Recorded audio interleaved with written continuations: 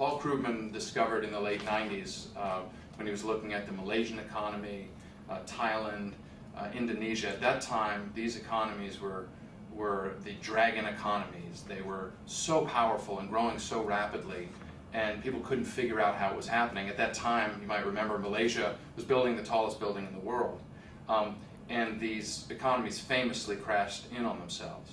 And the issue that Krugman pointed to was that they were spending an ever-increasing amount of their GDP to reinvest in incremental GDP growth going forward. So to get 1% of GDP growth, they might spend 30% of their GDP. But suddenly 30% wasn't enough, so they had to spend 40%. And so you kept getting higher and higher levels of GDP. That's a cycle that can't continue. It has to stop at some point. Either the growth has to stop, or you're out of GDP to spend. China is in a similar state now, and we've got concerns that they're really bumping up against maximums for how much of their GDP they can reinvest to create incremental gains. This slowdown that we've seen recently is a significant issue, and we think it reflects the fact that they can no longer really prime that pump with GDP. That to us is a tough signal.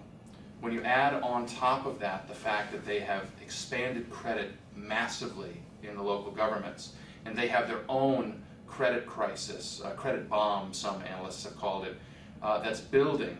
We've heard about real estate problems in China. A lot of it has to do with the expansion of credit. We forget that in 2011, they had a TARP-type program for their local governments that was larger in terms of percent of GDP than we had here in the United States.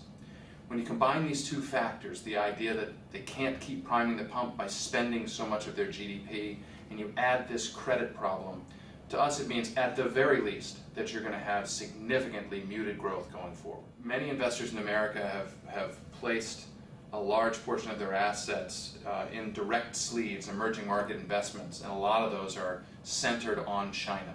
And the idea is China is growing more rapidly, its GDP growth is greater than other economies, therefore in the end you will get better returns. We want to remind investors all the time that GDP growth and returns don't always go together.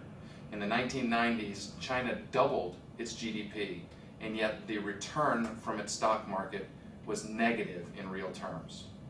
We want to be very cautious about investments in China.